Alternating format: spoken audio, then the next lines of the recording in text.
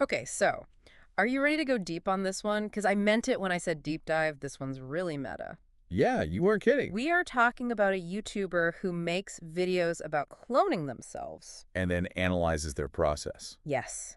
Like, whoa. It's fascinating, this intersection of like performance and technology and self-awareness, right? Because Mm-hmm. this creator's clearly got the technical side down, Oh, yeah. but the fact that they're also reflecting on their own work is what makes it so interesting, I think. Definitely. It's like they're treating their YouTube channel as a whole laboratory Mm-hmm. for experimenting with different creative approaches to video, you know? Exactly, yeah. And what's so cool is they're like letting us peek behind the curtain. Yeah. Like, for example, they talk about using bulleted lists, sometimes even scripts for their videos. And that's so interesting because you think with clone videos, right, where you're interacting with multiple versions of yourself, you'd think it'd be easier to go off the cuff. You would think so, right? Yeah. Like you have more takes, it doesn't matter if you mess up a line or whatever. Exactly. But they emphasize rehearsal so much. Yeah, they do. They're really, like, even treating the final takes as rehearsals Right. helps them reduce pressure, they say, Yeah. and get a more authentic, like, performance. Which is so interesting because it is kind of like jazz then, right? right. Where you have a structure, but then the magic happens. It's like jazz improv. Yeah. But how do they actually do it? Like, what's the setup? Well, so they describe it as kind of like time travel, Whoa, okay. which is such a great analogy, I think, because they film each clone separately, Hmm. sometimes days apart, Oh, wow. and then they edit it all together to make it seem like it's happening at the same time. That makes so much sense. Yeah. But I would never think about that while watching. Right. Like, it really is like a magic trick, you know? You're just so wowed by the outcome. Totally, yeah. You never see the strings. Right, exactly. Speaking of which, that sleep paralysis video, phew! Oh, yeah. Talk about misdirection. That title alone. You know they're going for the clicks, like summoning demons? Come on. Totally. But then they're like, well, not really. Yeah, they kind of acknowledge that up front, Yeah. which I thought was kind of funny. But what they were actually going for is so much weirder. So much weirder. So, like, what were they doing? They were trying to see if they could consciously control their eyebrows during sleep paralysis and get it on camera. Okay, that's very specific. Very specifically. But also, the fact that they were going for that and not just, like, demons yeah. is fascinating to me. Right, right. And then they go into, like, the actual science. They do. They talk about REM sleep and muscle atonia and all this stuff. Yeah, like, I was learning. I did not expect a biology lesson. Right. But they actually make some distinctions I found really interesting. Yeah, they were saying how sleep paralysis and muscle atonia aren't actually the same thing. Which I would totally use interchangeably, by the way. Right. So what's the difference? Well, they said that muscle atonia is basically like the temporary paralysis of your muscles during REM sleep. So our brains are, like, off doing their crazy dream thing. Exactly. And our bodies are just like, Up, shutting it down. which I guess makes sense. Yeah, it's like a safety mechanism so we don't act out our dreams. Right? Oh, that's true. Otherwise, who knows what would happen. Right. But then what is sleep paralysis? If muscle atonia is that, like, shutdown. Okay, so that's where it gets really interesting. Okay. They're saying sleep paralysis is when you become aware of that paralysis while it's happening. So you're, like, caught in between. Yeah, like Yeah. you're aware that you can't move, but you might also be having hallucinations or feeling super scared, all those things that come with sleep paralysis. Which makes the eyebrow thing even weirder. Right. Because they're trying to, like, assert control Exactly. in this state where you're supposed to have none. And that's where the lucid dreaming connection comes in. Because lucid dreaming is all about achieving awareness while you're dreaming, right? Right. And the things they're talking about, like focusing on body sensations, trying to make impossible movements, those are all techniques that lucid dreamers use. Wait, so people try to move their eyebrows in their dreams? It's not just about the eyebrows. It's about that thread of awareness Okay. as you're transitioning between sleep stages. Like, imagine trying to hold on to a slippery bar of soap. Oh, I hate that. Right.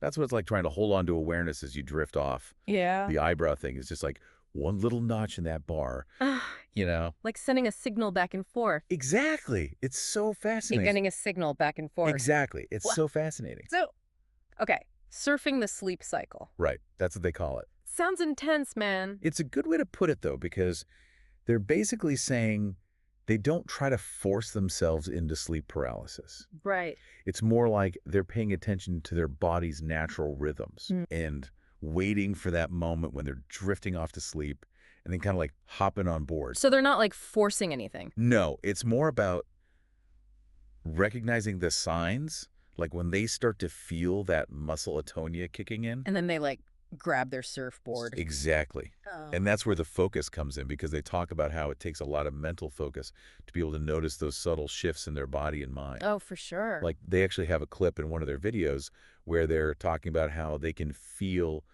their hands getting lighter, almost like they're floating, Whoa. as a sign that they're entering sleep paralysis. That's wild. So is it like meditation almost? But instead of trying to like clear your mind, you're trying to be super aware. It's definitely a specific kind of mental training, yeah. And they emphasize that it takes time and practice to get to that level. Oh, I bet.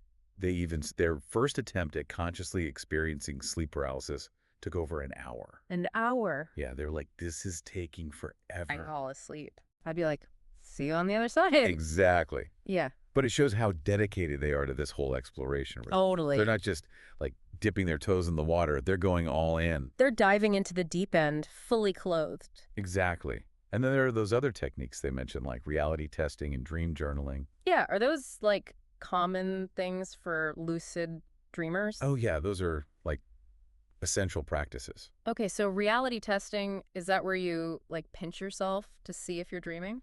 Well, it's not always pinching yourself, but it's that kind of idea. Okay. It's about incorporating these little checks into your day where you're like questioning your reality. So like what kind of checks? Give me an example. So like checking your watch twice in a row, or reading a piece of text and then reading it again quickly. Because it'll change. Exactly. Huh. In dreams, those things are often inconsistent. Oh, that's so trippy. So you're basically training your brain to be like, wait a minute, is this real? Exactly. And if you do it enough in your waking life, it can carry over into your dreams. And then boom, you're lucid dreaming. Exactly. Yeah. It's about increasing that awareness, whether you're awake or asleep. And dream journaling is like writing down your dreams. Yeah, so you can remember them better and start to notice any recurring themes or patterns. It's like you're becoming your own dream detective. Exactly.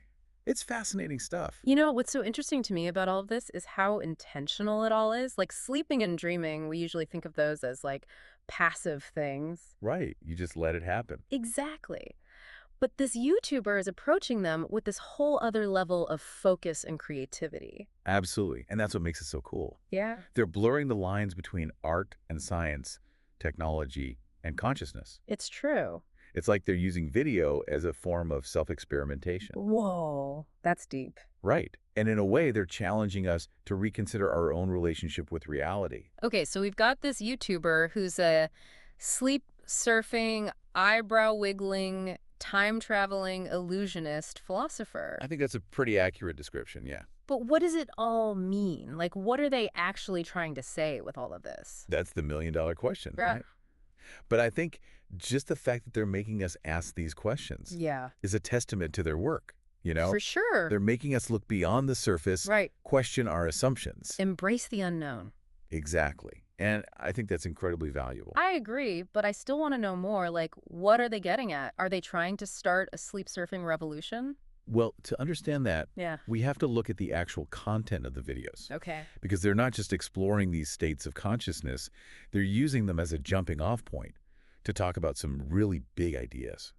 So we got this YouTuber who's a sleep surfing, eyebrow wiggling, time traveling illusionist philosopher. I think that's a pretty accurate description, yeah. But what does it all mean? Like, what are they actually trying to say with all of this? That's the million-dollar question, right? But I think just the fact that they're making us ask these questions Yeah, is a testament to their work, you know? for sure. They're making us look beyond the surface, Right. question our assumptions. Embrace the unknown. Exactly. Yeah. And I think that's incredibly valuable. I agree, but I still want to know more. Like, what are they getting at? Are they trying to start a sleep surfing revolution? Well, to understand that, we have to look at the actual content of the videos, Okay. because they're not just exploring these states of consciousness, they're using them as a jumping off point to talk about some really big ideas like the nature of reality, limits of perception, even the passage of time. Okay, and that's what I think is so interesting about like the clone videos, especially the ones where they're interacting with all these different versions of themselves. Yeah. It really makes you think about how video editing is changing how we experience time. Because they're basically creating these little time loops Right. where cause and effect get all messed up. Exactly. And they actually talk about that directly in one of the videos. They do. Yeah, they were saying how editing those clone videos makes them question their own experience of time. Whoa, really? Yeah. Like by manipulating time in the editing room, they feel like they're tapping into a different way of experiencing reality. Wow. So they're not just making videos, they're making us question the very fabric of our existence. Right. It's pretty wild. That's a lot of pressure for a YouTube channel. It is, but they do it all with such a playful energy, you know? Like they're not afraid to experiment or make mistakes. Yeah. They actually highlight their mistakes Yeah. a lot of the time, which I think is really cool. I love that. Yeah, they show you the behind the scenes, the trial and error, all of it. It's like they're saying, hey, it's okay to not have all the answers. Exactly. Yeah. And that it's okay to experiment and fail and try again.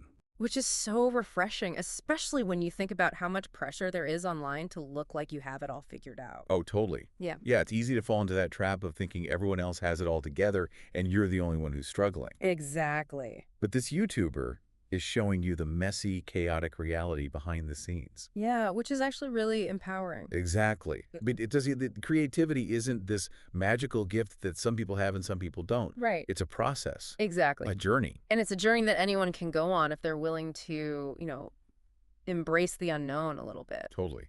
Push their boundaries a little bit. So for someone listening to this who's like, okay, I'm inspired, I want to try this, how do I tap into that? That's a great question. What's step one?